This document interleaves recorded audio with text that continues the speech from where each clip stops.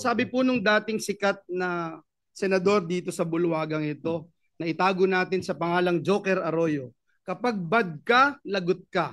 Pero ngayon, Mr. President, kapag good ka, lagot ka sa mga sindikato.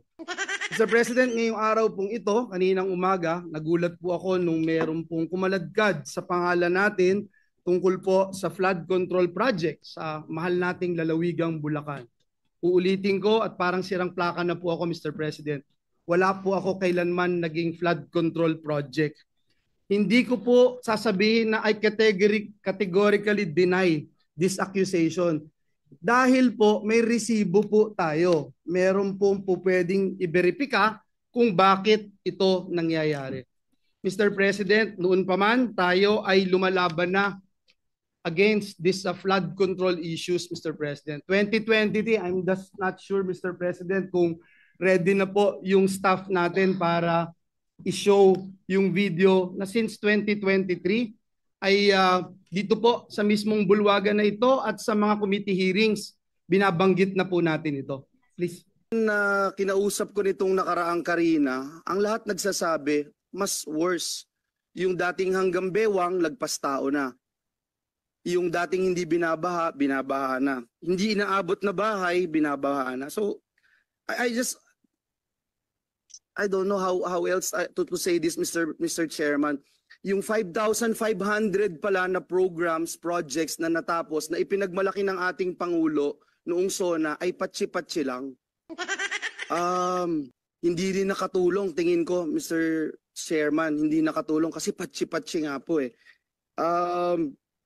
Sana, hiling ko na lang po, ay kahit na hindi po masisimulan next year, makita po natin talaga yung master plan para po meron ding confidence yung mga kababayan natin that it's really moving, Secretary. Kasi kung titingnan nyo po from last year tsaka this year, baka walang magsabing nag-improve talaga sa amin and I'm speaking from personal experience. Kung pong time na yun, Mr. President, nagpunta po tayo sa Kalumpit kasama si Mayor Lem at si Governor Daniel Fernando. Binanggit po natin sa lahat ng news outlet na palpak talaga ang programa ng pamahalaan sa flood control.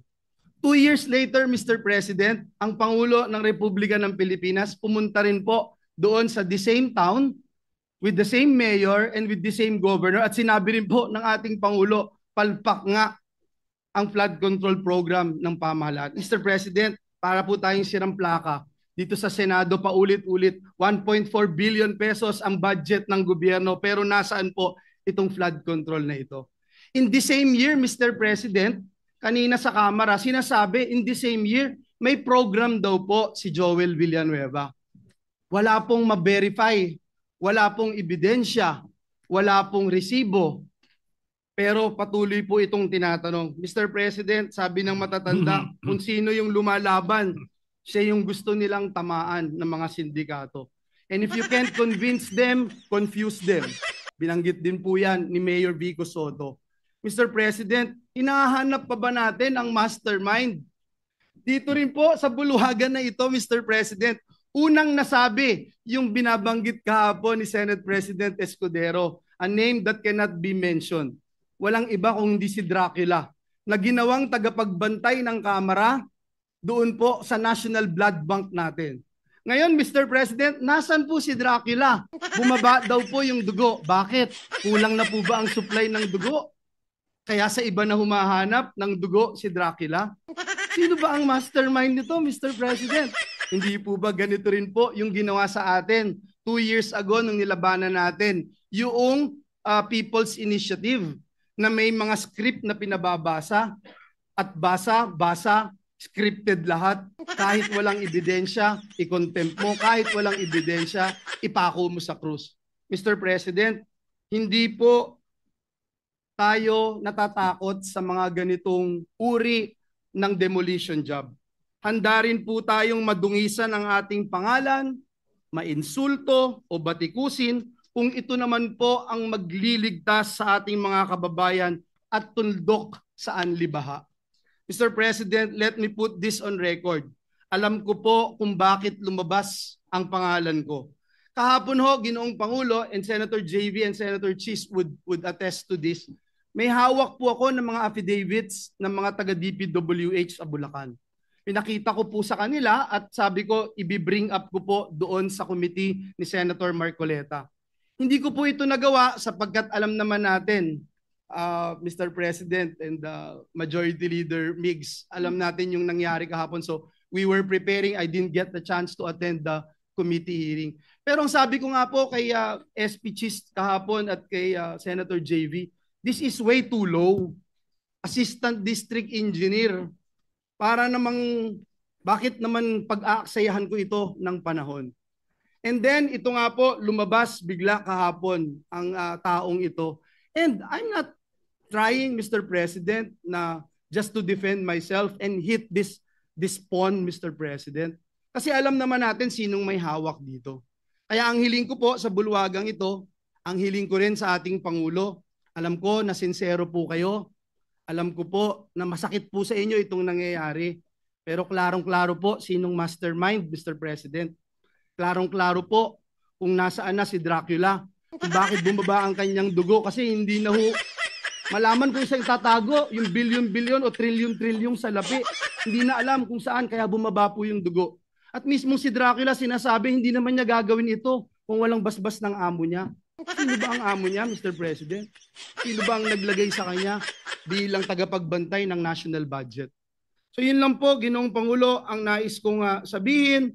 Mr. President, binanggit po kahapon ng ating Senate President Chis Escudero yung mga pangalang hindi pwedeng banggitin noon. Pero ngayon, Mr. President, may ginagawa ang Diyos, buhay ang Diyos. Ito pong nangyayaring ito, alam po niya na ito'y maglilid sa katotohanan at ang katotohanan ang magpapalaya sa atin. Uulitin ko po, Mr. President, hindi lang po categorically denying yung binabatong putik sa atin at para dumihan ang ating pangalan. May resibo po tayo, madaling verifikahin, tayo po ay more than willing mag-undergo at sumali sa anumang investigasyon sapagkat wala po tayong tinatago. Ngunit ang hiling ko, Mr. President, atin pong alamin at siguruhin na may ebidensya yung ating mga sinasabing sangkot dito.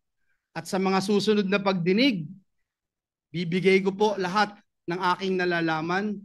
Wala din po akong sasantuhin gaya ng sinasabi ko noon pa. At Mr. President, I will never betray my principle. I will never, ever